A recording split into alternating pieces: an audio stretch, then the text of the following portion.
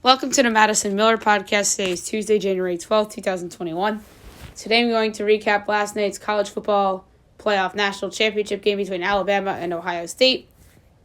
College basketball, we'll go over the very short window of games last night and look ahead to tonight's games. NBA, we'll look back at last night's games and look ahead to today's games. My NHL top 100 players of the 2020-2021 season. I'm going to do a segment, what's next for every team that was eliminated in Wild Card Weekend for the NFL. A Major League Baseball free agent signing I'd like to talk about, and my best bet of the day. All right, we'll start with college football. Last night we had the national championship game, and Alabama absolutely dominated Ohio State by a score of 52-24 as Nick Saban wins his 7th national championship with Alabama.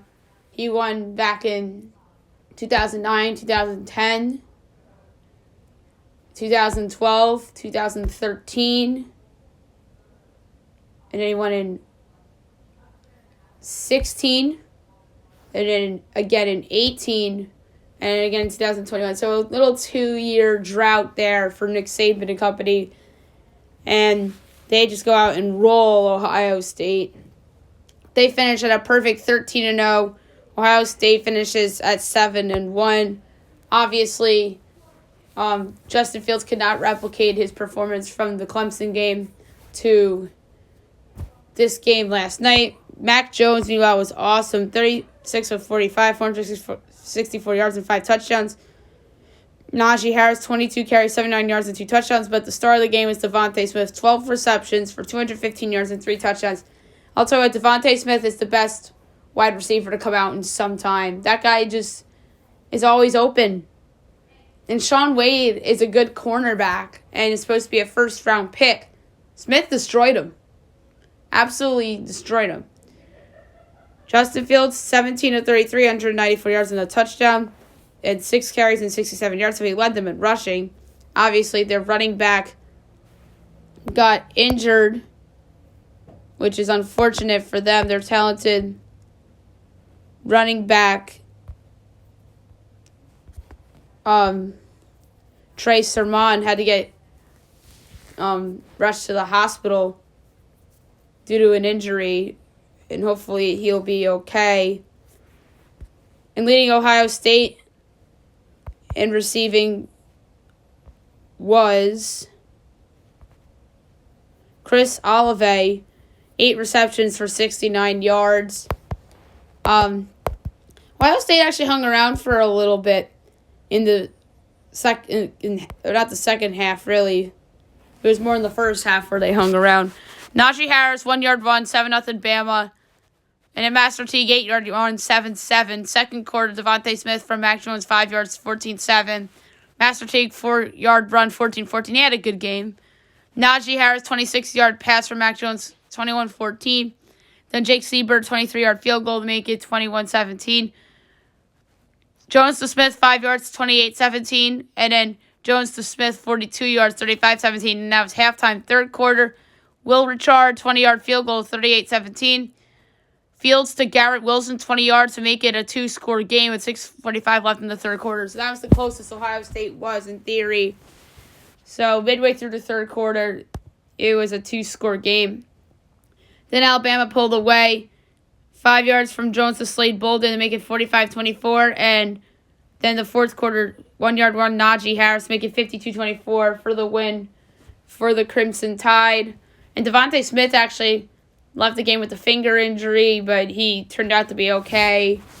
Luckily enough, they just sat him in the fourth quarter because it was a blowout anyway, and Saban knew that they were going to win.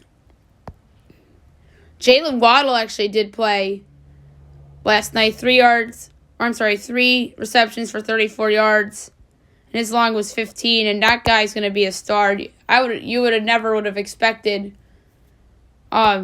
Waddle to play. Everyone thought he was out for the year with that ankle injury, but he went, and he was awesome. So, congratulations to Nick Saban. 7 titles now with Alabama. And they're certainly going to be a contender again next year. Ohio State's going to be a contender again, obviously, even though they lose Justin Fields. They have a new promising quarterback coming in. So does Alabama, by the way. So both of these teams should be back next year. Clemson will be good, even though they don't have Trevor Lawrence. Oklahoma with Desmond Ritter is going to be very good. So, or not Desmond Ritter. Desmond Ritter's Cincinnati's quarterback. My bad.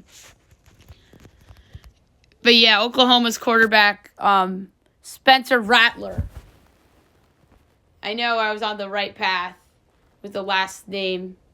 So yeah, Spencer Rattler had a great year this past year, so they should be good too. So, college football in the books. Maybe we'll get into it a little bit for National Signing Day to see if any of these big-time prospects go to any of these schools that people don't expect, or they wind up with your usual suspects of Alabama, Clemson, Georgia, Ohio State, USC, Oregon even.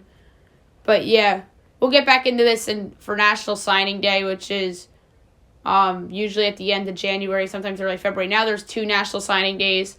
That was the case last year as well.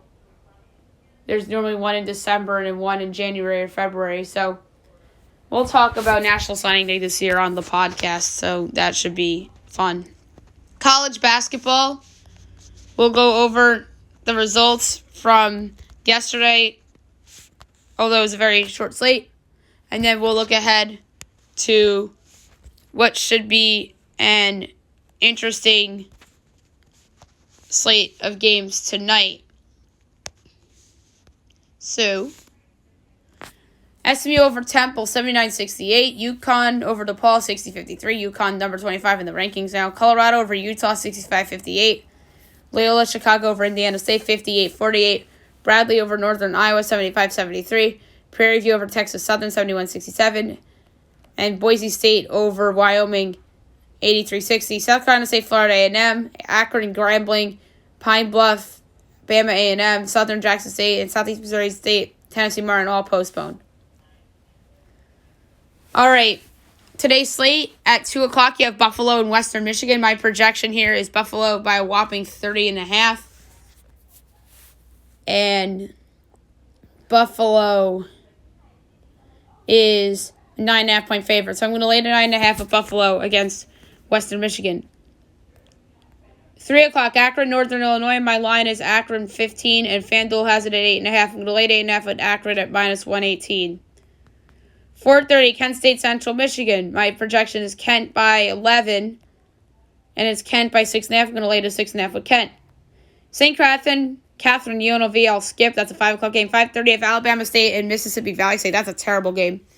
My projection here is Alabama State by 11.5, and ESPN has it at 6.5, so I'm going to lay to 6.5 at Alabama State. 7 o'clock, ESPN, number 9, Wisconsin, and number 7, Michigan. A great game in the Big Ten. My projection seems off, but it's Wisconsin by 16, and the line is... Why would I think that Vegas would make Michigan a favorite so everyone could bet on Wisconsin? Michigan is favored by 3.5. Everybody loves Michigan. I'm taking Wisconsin plus a 3.5 at minus 106 and plus 152 to win this game straight up. Wisconsin's very good. I'm obviously going to make some changes with how I project the lines now that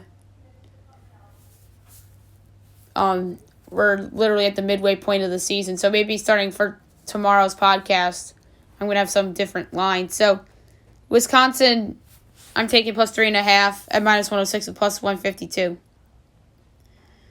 ESPN 2 at 7 o'clock, number 10, Tennessee at Vanderbilt. My projection is Tennessee by a whopping 31.5, and it's Tennessee by 12.5. I'm going to lay to 12.5 at Tennessee at minus 102.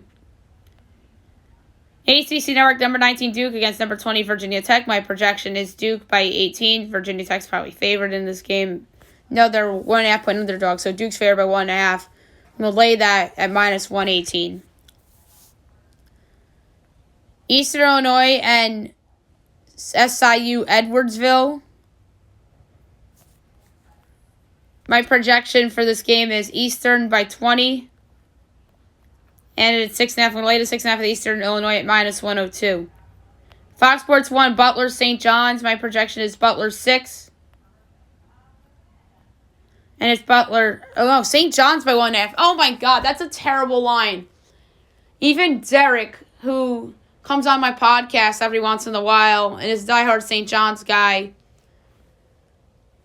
wouldn't agree with this. I'm taking Butler plus the 1.5 at minus 104. Butler should be favored. Plus 114 straight up. I might parlay Wisconsin and Butler and maybe even Duke on the money lines to win. Miami and Boston College. My projection is Miami by 29.5. And it is Miami by 2.5. I'm going to lay to 2.5 at Miami at minus 106. St. Joe's Davidson. My projection is Davidson by 21, and it's Davidson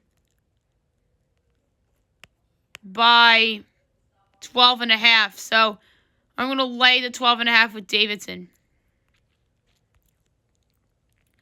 SEC Network, Ole Miss, Florida. My projection is Florida 6, and it's Florida 3.5. I'm going to lay the 3.5 at Florida against Ole Miss at minus 105. Ball State, Bowling Green. My projection is Bowling Green by 6.5. Yes, 6.5. And it's 7.5. Totals 145.5. I'm going to take the over. These two are over teams. So I'm going to go over 145.5 at minus 108.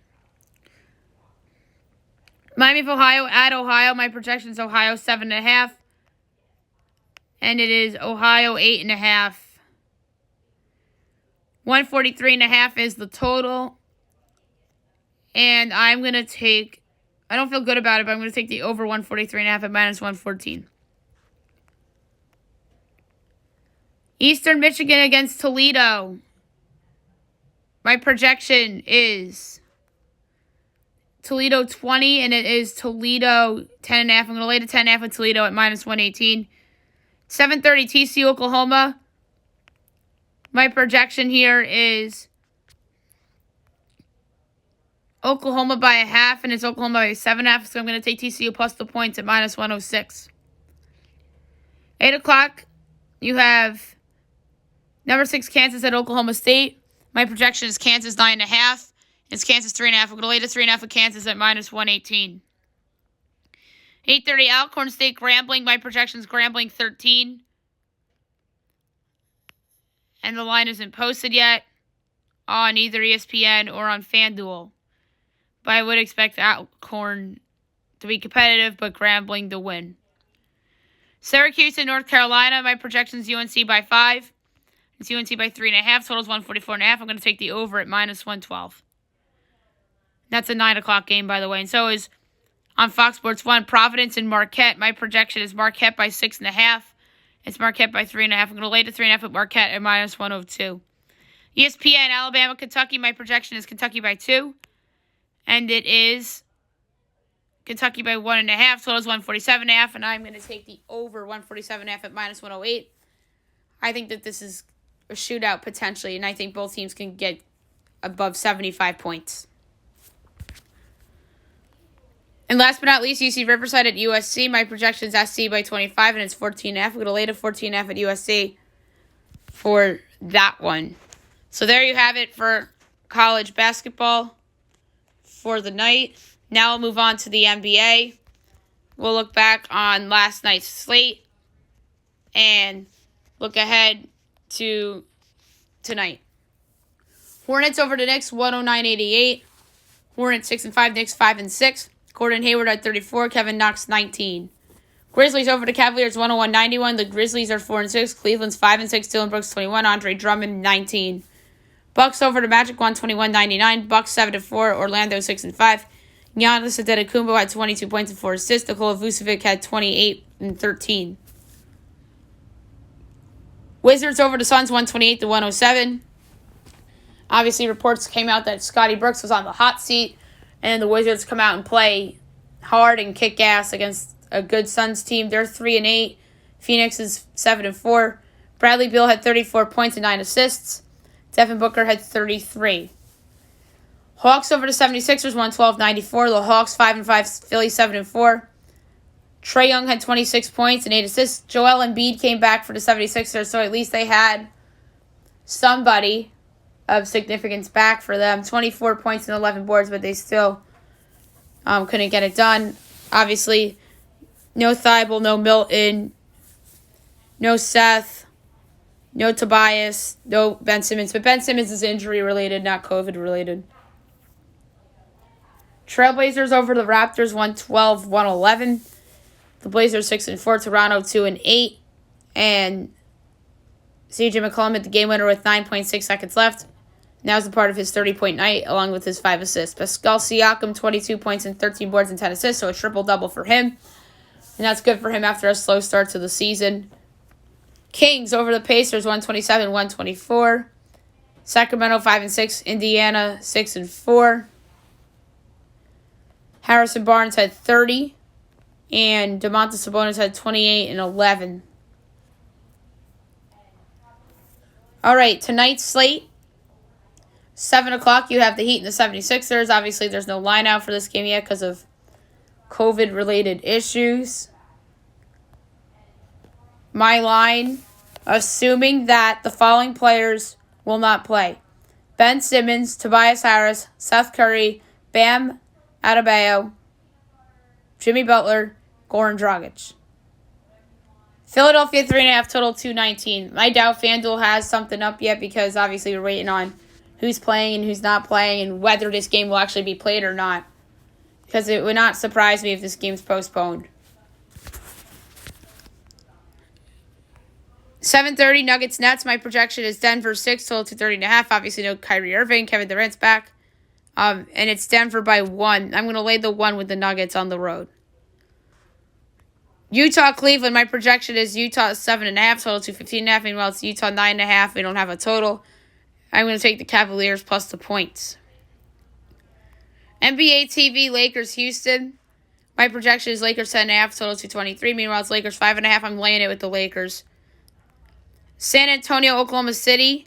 My projection is Spurs 1.5, total 219. Meanwhile, it's Spurs 2.5, total 218. So, very, very, very close on the numbers. But the one I feel the best about, I'm going to take Oklahoma City plus 2.5. They have the best player on the court in this game in Shai Gilgeous-Alexander. And last but not least, at 10:30 on NBA TV, the Pacers and the Warriors. My projection is Golden State 1.5, total 229. No TJ Warren, obviously. Golden State's here by 3.5, total 226.5.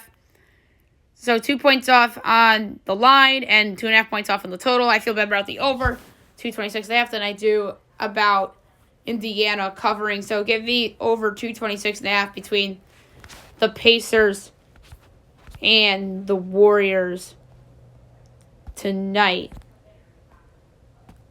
Okay. Now I'm going to do my top 100 for the 2020-2021 season. Obviously, on my show over the past couple days, I've had the goaltender rankings. I had the defenseman rankings. I had centers, right wings, left wings, and now my top 100 list for the season. So, without further ado, here we go. 100, Evander Kane, Sharks. 99, Brock Besser, Canucks. 98, Nikolaj Ehlers, Jets. 97, William Nylander, Maple Leafs. 96, Jacob Voracek, Flyers. 95, Jordan Eberle, Flyers. Or Islanders, my bad. 94, Connor Hellebuck, Jets. 93, Oliver Ekman-Larsson, Coyotes. 92, Philip Forsberg, Predators. 91, Thomas Tatar, Canadiens. 90, Elias Lindholm, Flames. 89, Rasmus Ristolainen, Sabres. 88, Robin Lehner, Knights. 87, Braden Shen, Blues. 86, Sean Monahan, Flames. 85, Teuvo Teravainen, Hurricanes. 84, Travis Kelce, Flyers. 83, Kyler Yamamoto, Oilers. 82, Thomas Chabot, Senators. 81, Darcy Kemper, Coyotes. 80, Patrick Laine, Jets. 79, Pierre-Luc Dubois, Blue Jackets. 78, Matt Barzal, Islanders. 77, Taylor Hall, Sabres. 76, Max Pacioretty, Golden Knights. 75, Alexander Radulov, Stars. 74, Logan Couture, Sharks. 73, Shea Theodore, Golden Knights. 72, Adam Fox, Rangers. 71, John Klingberg, Stars. 70, Jamie Benn, Stars. 69, Ivan Provorov, Flyers. 68, Mikhail Sergachev, Lightning. 67, Gabriel Landeskog, Avalanche. 66, Ryan Nugent Hopkins, Oilers. 65, Brent Burns, Sharks. 64, Nicholas Backstrom, Capitals. 63, Brad Marchand, Bruins. 62, Shea Weber, Canadiens. 61, Ryan Sutter, Wild. 60, Kyle Connor, Jets. 59, Jake Gensel, Penguins. 58, Mark Stone, Golden Knights. 57, Drew Doughty, Kings. 56, Duncan Keith, Blackhawks. 55, Mark Giordano, Flames. 54, Erik Karlsson, Sharks. 53, Alex Pietrangelo, Golden Knights. 52, Chris Letang, Penguins. 51, Jacob Markstrom, Flames. 50, Braden Point, Lightning. 49, Anze Kopitar, Kings. 48, Patrice Bergeron, Blackhawks. 47, Jonathan Toews, Blackhawks. 46, Steven Stamkos, Lightning. 45, John Tavares, Maple Leafs. 44, Zach Werenski, Blue Jackets. 43, Johnny Gaudreau, Flames. 42, Andrei Svechnikov, Hurricanes. 41, Jonathan Huberdeau, Panthers. 40, Dougie Hamilton, Hurricanes. 39, Carey Price, Canadiens. 38, Hampus Lindholm, Ducks. 37, Alexander Barkov, Panthers. 36, Mika Zibanejad, Rangers. 35, Sean Couturier, Flyers. 34, Vladimir Tarasenko, Blues. 33, Matthew Tkachuk, Flames. 32, Quinn Hughes, Canucks. 31, Charlie McAvoy, Bruins. 30, Miro Heiskanen, Stars. 29, Mitch Marner, Maple Leafs. 28, Roman Josi, Predators. 27, Elias Pettersson, Canucks. 26, Mikko Rantanen, Avalanche. 25, Blake Wheeler, Jets. 24, Rasmus Dahlin, Sabres. 23, Evgeny Malkin, Penguins. 22, Sebastian Aho, Hurricanes. 21, David Pastrnak, Bruins. 20, Mark Sheffley, Jets. 19, Ryan O'Reilly, Blues. 18, Tyler Seguin, Stars. 17, Claude Giroux, Flyers. 16, Andrei Vasilevsky, Lightning. 15, Seth Jones, Blue Jackets. 14, Cale Makar, Avalanche. 13, John Carlson, Capitals. 12, Carter Hart, Flyers. 11, Jack Eichel, Sabres. 10, Austin Matthews, Maple Leafs. 9, Victor Hedman, Lightning. 8, Artemi Panarin, Rangers. 7, Patrick Kane, Blackhawks. 8, Alex Ovechkin, Capitals. 5, Nikita Kucherov, Lightning. 4, Leon Draisaitl, Oilers. 3, Sidney Crosby, Penguins. 2, Nathan McKinnon, Avalanche. And number 1, Connor McDavid, Edmonton Oilers. All right, obviously those 4 centers had to be the top 4. Draisaitl versus Kucherov actually was a little bit of a debate. But I went Draisaitl since he's the reigning Hart Trophy winner and Kucherov is injured at the moment. Ovechkin and Patrick Kane, I had to go with grade 8 over Patrick Kane because grade 8's teams have won, Canes have not. Panarin obviously is coming off the best year of his career with the Rangers this past year. 1 year into that contract. So that big contract the Rangers gave Artemi Panarin looks pretty good at the moment. If anything, he might be underpaid. And then Hedman, still a rock on that defense. And then Matthews versus Eichel. Obviously, when I did the center rankings, was a tough debate. But I went with Matthews because his teams have had more success than Eichel. That's what it came down to for me. Both those guys are very talented, obviously. And both those guys have had some injuries and issues. But I picked Matthews over Eichel, although that was a very, very tough call for me in the center rankings that I did on the podcast the other day.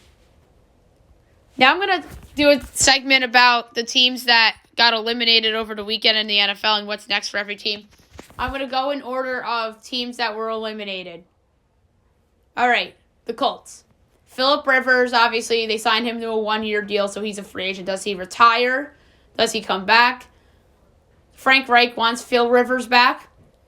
Maybe they do re-sign him to another 1-year deal, but give him a discount this time. So Rivers can sacrifice and the Colts can go fill some other needs. Or does Rivers retire and they go out and pursue a young quarterback that needs a change of scenery, like New York's Sam Darnold or Philadelphia's Carson Wentz, although Wentz is more of a veteran and Darnold's more of a young guy. So that should be interesting to see what they do with the quarterback. That offensive line's obviously one of the best in football, if not the very best in football. They have some promising guys on the defense. There's guys on that team that, other than Rivers, that are going to be free agents. They found a gem in Jonathan Taylor. Just took him a while to get going. Obviously, they get Marlon Mack back next year. So, obviously, now they have even more depth at the running back position, very reminiscent of what the Ravens have right now with all the guys they have. So, the Colts are certainly going to be in play for the AFC South, regardless of who their quarterback is.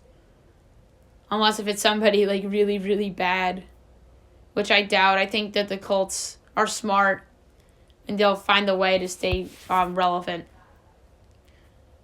And depending on who the quarterback is, I feel like that is the window, really. Although, like I said, their roster is very good. Obviously, Michael Pittman was another good find for them. Obviously, T.Y. Hilton's there. They have a lot of good tight ends. So, their window's open for a little bit, I'd say. But depending on who the quarterback is, they can extend that window. The second team eliminated over Super Wildcard Weekend was the Seattle Seahawks. That team just wasn't the same after the first 4 weeks of the season, and Russell Wilson wasn't as good as he was the first 4 weeks of the season. That's why you never hand out the MVP after 4 weeks. Everyone and their brother said, it's over, Russell Wilson's the MVP after 4 weeks. And guess what happened? He regressed, the team regressed, although the results didn't show for it because their defense actually turned things around. So, their defense kept them in a bunch of games. And you should have probably seen this coming. They lost to Colt McCoy and the Giants as a huge favorite. I know they went out and kicked the Jets' ass the next week, but we all know that the Jets stink. So, yeah. But, yeah, Seattle, I think, was one of the more overrated teams in football this year. Pete Carroll will probably be back. Obviously, Russ will be back another year. I think they need some help on the offensive line. They need a pass rusher. They have a ton of holes. I mean, if they don't improve, that's not a playoff team in the NFC next year because obviously you have the Rams who are in the divisional round and still have good players. You have the 49ers who are going to probably be better next year. And you have the Cardinals who have Kyler Murray, who's one of the better young quarterbacks in the NFL. So Seattle's window is closing, in my opinion. And then the third team to get eliminated was the Washington Professional Football Team, who went 7-9. To their credit, they were very competitive with Tampa. Taylor Heineke kept them in it. Heineke actually played very well in that game. I think an injured Alex Smith, that probably would have been a blowout. And obviously they rushed Alex Smith to play in that game against Philly. And they would have won that game regardless of who was at quarterback because the Eagles obviously tanked that game away. And it really should have been the New York Football Giants playing against the Buccaneers on Saturday night. They would have lost too, by the way, but Washington won that division because Philadelphia tanked that last game. But then again, the Giants blew that game in Philly, so karma came back to bite the Giants in the ass, as we all know, with Evan Ingram not catching that pass on Thursday Night Football against the Eagles. But Washington has to be happy with their season. You can't say their season was a failure by any stretch. If anything, Washington had the best season of any team in the NFC East, obviously. And Philadelphia, obviously, had the worst season of any team in the NFC East, although the Cowboys might have something to say about that. But, yeah, Washington, they should be proud. Chase Young's a star. Heineke could be something, but I think they're going to draft a quarterback. I don't know if that'll be in the first round or in a later round, but they should look to draft a quarterback in case Heineke is not the answer. They need more weapons outside of Terry McLaurin and Antonio Gibson. And their secondary, I think, could use a piece or two as well. So, are they going to go into 2021 as the NFC East favorites? Probably not. The NFC East favorites will probably be one of the other three teams from the division, depending on what improvements they make.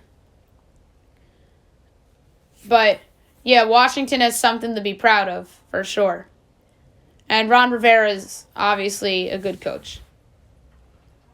Sunday's teams that were eliminated. The Titans, obviously disappointing finish to their season compared to last year when they went to the AFC title game.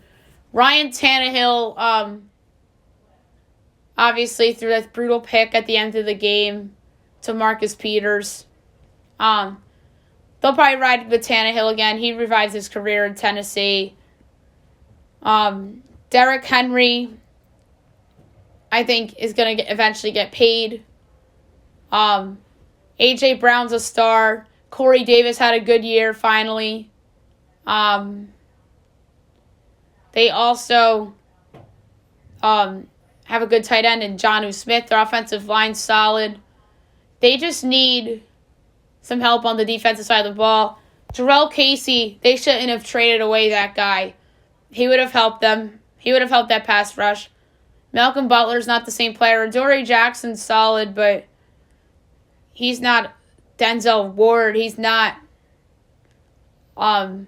somebody like that, or as talented as somebody like a Denzel Ward, although Denzel Ward didn't even play on Sunday night. But I just am a fan of Denzel Ward. He's really good. He's not as good as Josh Norman in 2015. But yeah, Tennessee needs help on the defensive side of the ball, and that was their bugaboo this season. The Chicago Bears, that was the worst team in the playoffs. That was the worst team in the playoffs, not Washington, to me. Mitch Trubisky, a very, very fluky second half to the season, in my opinion. If they pay him, they're out of their minds. Mitch Trubisky's terrible. We all know it. Probably the most overrated quarterback in football by a mile. And if the Bears pay him, like I said, they're stupid. And Ryan Pace shouldn't even have a job. Ryan Pace should be fired, and so should Adam Gase. Or not Adam Gase. Matt Nagy, to be quite frank. But those guys saved their jobs because the Bears were in the playoffs, and Cliff Kingsbury's just a worse coach than Matt Nagy. That's why they were in the playoffs, because Arizona failed to take advantage, and Kyler Murray got hurt, we all know. But yeah, Chicago can use an upgrade at the quarterback position. Obviously, the biggest name potentially available is Houston's Deshaun Watson. And if I'm the Bears, I trade the farm for Deshaun. If the Bears get Deshaun, then all of a sudden they're the favorites in that division next year. Not Green Bay, not Minnesota, not Detroit, Chicago. Well, anybody that gets Deshaun Watson becomes a contender in my mind, unless if you're like really, really, really, really bad. Like Jacksonville or something like that. Or the Jets. But, yeah. The Bears need a quarterback. We all know that. And then they need some help on the offensive line as well. And then the last team to get eliminated over the weekend was the Pittsburgh Steelers. That was a quite stunner in that game from a standpoint of that they're down 28-0. But to their credit, they made it a 12-point game. And there were points throughout that game where the media and fans are thinking, oh, same old Browns potential. Here come the Steelers. And people are probably betting the Steelers money line on FanDuel and DraftKings and all the betting sites. But no, not so fast. The Browns just kept making play after play, and they put the Steelers away eventually. To me, Roethlisberger, does he return? That's the big question. Do they try to go out and get a quarterback for the future, like a Sam Darnold or somebody like that? But I don't think they'll do that unless if Ben retires. The Steelers, unfortunately for them, are in that situation that the New York Giants were in with Eli Manning a couple years ago, where you're not willing to accept the idea that your veteran quarterback is past its prime. But luckily the Giants realized it a couple years ago, but as of right now, it doesn't look like Daniel Jones is quite the answer. Although I think the Giants will give him one more shot because he was injured a lot this year and throughout his career thus far. But that's the case against Daniel Jones and the offensive line and stuff. But the Steelers, do they draft a quarterback potentially? But obviously Mason Rudolph is not the future. Neither is Duck Hodges. So do they draft Ben's replacement this year finally? Do they go out and trade for Sam Darnold? Or one of these guys that are potentially available? Although Deshaun on Pittsburgh, that makes them the Super Bowl favorites next year. If Ben retires and they trade for Deshaun Watson, the Steelers automatically become the Super Bowl favorites in my mind. Because obviously they have the great offensive line, talented receivers, good running backs, a good tight end in Eric Ebron. And then obviously the pass rush led by Chase Young, and then the secondary led by Minkah Fitzpatrick. So if they somehow land Deshaun, that's the favorite in the NFL next year, and not just the AFC. But I don't think Ben retires. I think he's back for at least one more year, and maybe the Steelers draft somebody in like the second or third round, and maybe that'll motivate Ben a little bit. But although the drafting of Daniel Jones obviously did not motivate Eli Manning was saw the bench after 2 weeks, which was the right call for the Giants, and they went to Jones the rest of the way. But it's going to be interesting to see what Pittsburgh does. Mike Tomlin, I think, will be back, although Steeler fans think that there's potential that he can get fired. I doubt it. The Rooneys are not like that. They're not impatient. So I think that they'll keep Mike Tomlin. But by the way, on the Steelers, their receivers, Chase Claypool and Juju Smith-Schuster, have been very immature throughout these last couple weeks. Obviously, Juju's big on TikTok, and he made that comment about the Browns. And karma can bite you in the ass, as I mentioned on the podcast today. And obviously, karma came back to bite Juju and the Steelers. And then after the game, Chase Claypool goes out and says, oh, the Browns are going to get crushed the next round.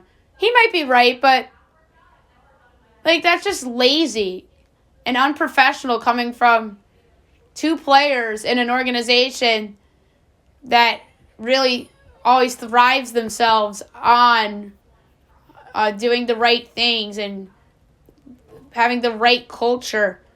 The Steelers don't want two poor man's versions of Odell Beckham Jr.'s on their hands. And obviously that's why the Giants traded Odell Beckham Jr. They traded Odell Beckham Jr. because of his immaturity. And the Steelers traded Antonio Brown for the same reasons. So if I probably should have said they probably don't want two more Antonio Browns on their hands rather than Odell Beckham Jr.'s. I've had Odell in my mind because obviously Odell obviously in the news for all the wrong reasons with comments and stuff. So yeah, it should be an interesting offseason for the Pittsburgh Steelers for sure. And obviously we'll do this segment again next Tuesday with the 4 teams that get eliminated from the divisional round. Now I want to discuss a Major League Baseball free agent signing. Liam Hendricks signs with the Chicago White Sox, 3 years, $54 million. That is an outstanding signing for the White Sox. He'll be their closer. He's an upgrade over Alex Colomé. So that is just amazing that Liam Hendricks signs with the White Sox, and he has a 4th-year option as well. He made himself a ton of money closing out games for Oakland, and that is a loss for the Athletics and a gain for the White Sox. The White Sox this offseason added Liam Hendricks as their closer. They signed Adam Eaton, and then they signed or traded for Lance Lynn. The White Sox might be the team to beat in the American League going into 2021. Might be. They have a great pitching staff, both starters and pen. They have a good offense. Obviously, Jose Abreu, reigning AL MVP. You have Adam Eaton back in Chicago. You have Jan Moncada, who finally has come into his own. Yasmani Grandal was a big free agent signing from last year. They don't even need James McCann. They let him go. You have Eloy Jimenez and Luis Robert, who are really enticing young outfielders. And you have those two with Eaton in the outfield. And obviously the pitching staff, Lynn, Giolito, Michael Kopech, Dallas Keuchel, and Dylan Cease, who had a great year last year. So, absolutely loaded are the Chicago White Sox, and they are really going to be a force to be reckoned with in the American League next season. And now my best bet of the day, brought to you by FanDuel.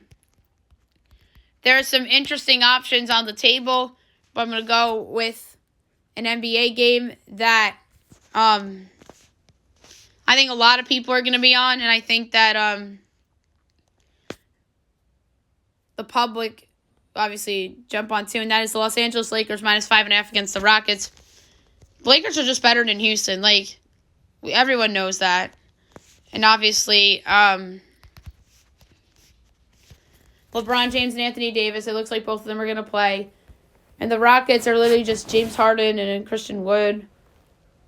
But yeah, I don't love this Rockets team, so I'm going to lay the 5.5 at the Lakers against the Rockets for my best bet of the day. That's it for the podcast today. I'll be back tomorrow recapping college basketball and NBA and looking ahead to tomorrow's slate. I will preview opening night in the NHL and pick those games that are going to be on national TV. Masked Dancer will preview the episode that's going to be aired tomorrow night.